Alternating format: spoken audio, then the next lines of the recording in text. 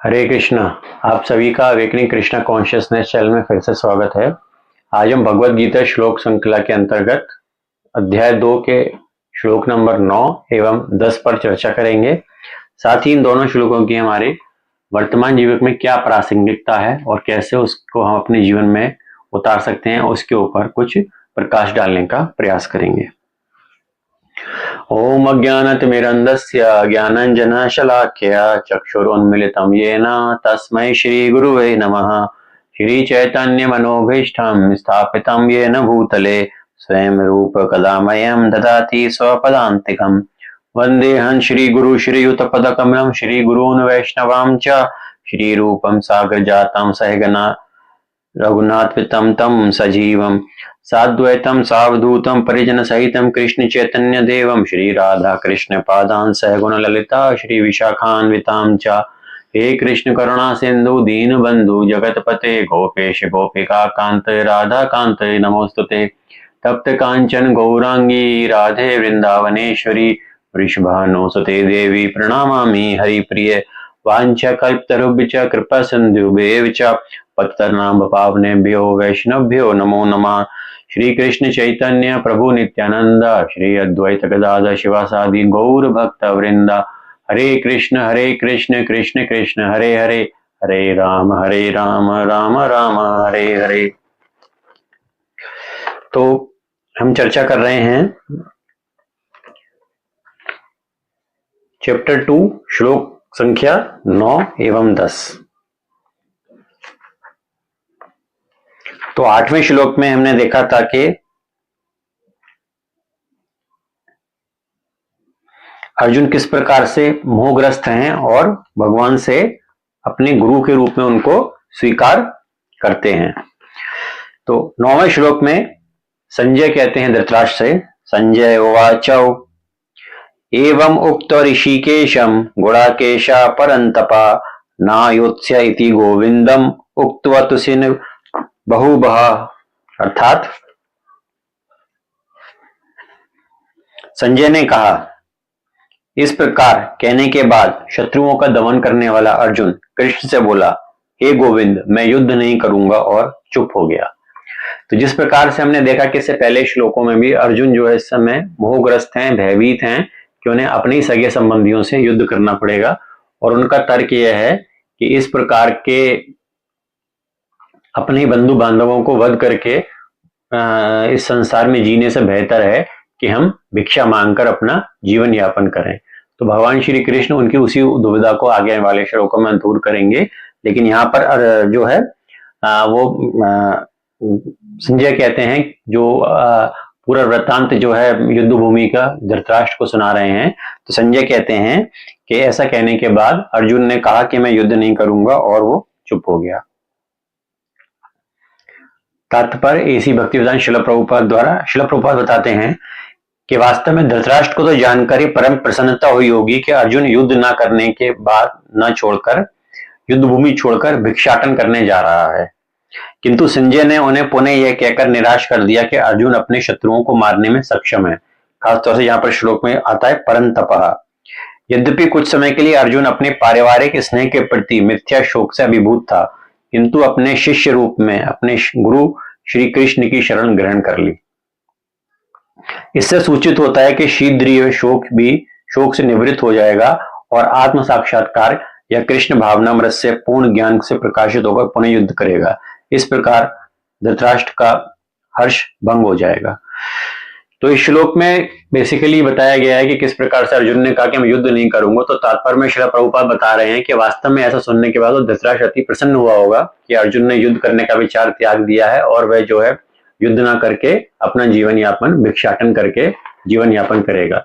लेकिन फिर यहाँ पे एक और शब्द इस्तेमाल किया जाए, इसको बोलते हैं परंतपा। अर्थात संजय इस बात को क्लैरिटी दे रहे हैं धृतराष्ट्र को कि ये अर्जुन जो है वो अपने शत्रुओं का वध करने में पूर्ण रूप से सक्षम है। और आगे हम देखेंगे कि किस प्रकार से भगवान श्री कृष्ण उसको गीता का ज्ञान देंगे आने वाले श्लोकों में। तो अर्जुन का वो भय, अर्जुन का वो जो शोक, अर्जुन का जो मोह, वो भी भंग हो जाएगा और आगे जाके वो पूर्ण रूप से जो है युद्ध करेंगे और अपने शत्रुओं के ऊपर विजय प्राप्त करेंगे।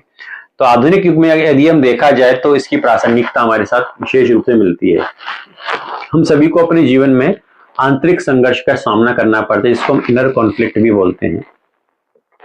तो जब अर्जुन ने यह कहा कि मैं युद्ध नहीं करूंगा, तो वास्तव में यह दर्शाता है कि ये हमारे जीवन में एक सामान्य सी स्थिति है।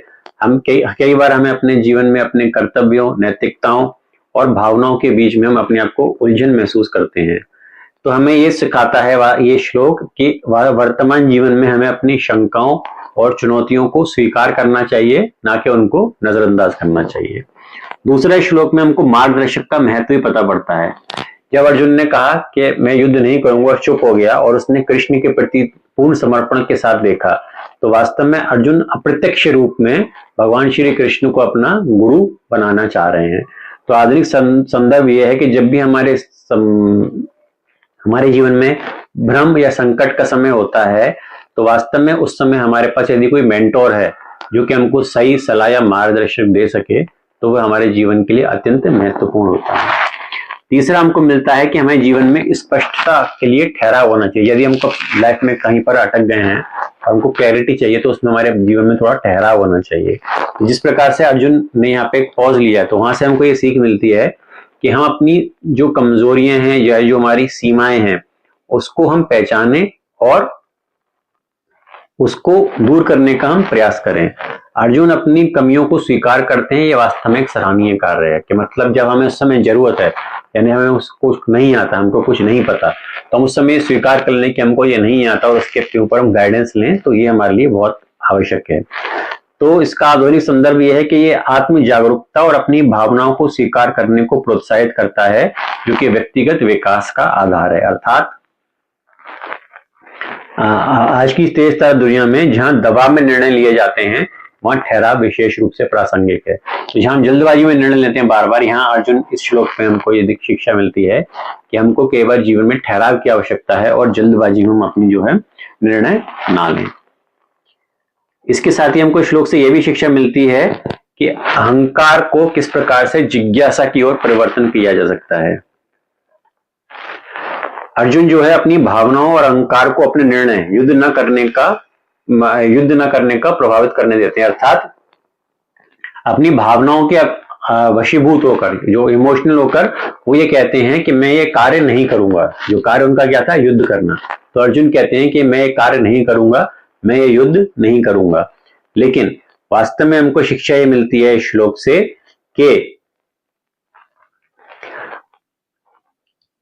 चाहे तो हम अहंकार से प्रेरित होकर कोई भी निर्णय करें या हम भावनाओं से प्रेरित होकर कोई भी निर्णय करें, ऐसे निर्णय हमें हमेशा अपने जीवन में संकट की ओर ले जाएंगे।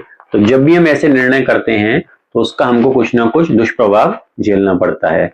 लेकिन यदि हम अपने सारे कर्मों और हमें कोई कंफ्यूजन है, तो यदि हम किसी मेंटर के पास जाकर या किसी गुरु के पास जाकर उनसे मार्गदर्शन मांगते हैं, तो अवश्य ही वो हमेशा हमारा मार्गदर्शन करेंगे, जैसे कि यहाँ पर अर्जुन ने श्री कृष्ण को अपना गुरु के रूप में स्वीकार किया है। सबसे इंपॉर्टेंट जो श्लोक से हमको शिक्षा मिलती है वो है कि संचार यानी कम्युनिकेशन का बहुत महत्व होता है। अर्जुन ने अपनी अनिच्छा यानी कि उनके मन में जो इच्छा थी उन्होंने खुलकर व्यक्त करी, उसको छुपाया नहीं। अर्जुन के मन में जो इच्छा थी कि वो युद्ध नहीं करेंगे, उन्होंने अपनी इच्छा को खुले रूप में भगवान श्री कृष्ण के सामने व्यक्त कर दिया और अपने कारण बता दिए कि इस कारणवश वो जो युद्ध नहीं करेंगे। तो आज के संदर्भ में हम देखते हैं कि यदि हमारे समय कोई समस्याएं आती है, तो उसको अपने मन में छुपा के रखते हैं, हम अपने कोलीग्स या अपने परिवार के साथ शेयर नहीं करते। तो जो भी हमारे मन में है उसको हम खुले विचार से सबके सामने प्रस्तुत रखें और एक कंस्ट्रक्टिव एनवायरनमेंट, उसका जो समस्या है उसका समाधान ढूंढने का प्रयास करें। तो ये भी इस श्लोक से हमको सीखने को मिलता है। तो वास्तव में तो एक श्लोक है जिसमें सिर्फ ये बताया गया है कि अर्जुन ने कहा कि मैं युद्ध नहीं करूंगा, मौन हो गया, लेकिन इसमें कई सारी चीजें हैं जो कि यदि हम समझें तो वास्तव में अपने वर्तमान जीवन में उसको मिटा सकते हैं। अंत में से निष्कर्ष यही निकलता है श्लोक से कि व्यक्ति ये समझ सकता है कि संदेह और निराशा के क्षण सार्वभौमिक है, यानी सब जगह आपको मिलेंगे। हमेशा में जीवन में हमेशा निराशा मिलती है, कई बार हमको संदेह होता है कि हम कार्य सही कर रहे हैं नहीं कर रहे हैं, लेकिन मार्गदर्शन, आत्मचिंतन और स्पष्टता ऐसे समस्त चुनौतियों को प्रभावी ढंग से खत्म कर देती है और हमें अपने जीवन में आगे बढ़ने का रास्ता देती है।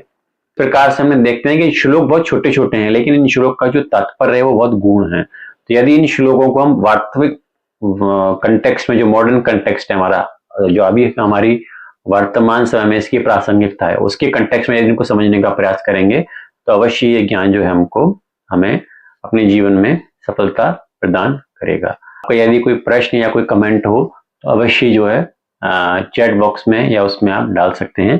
हरे कृष्ण।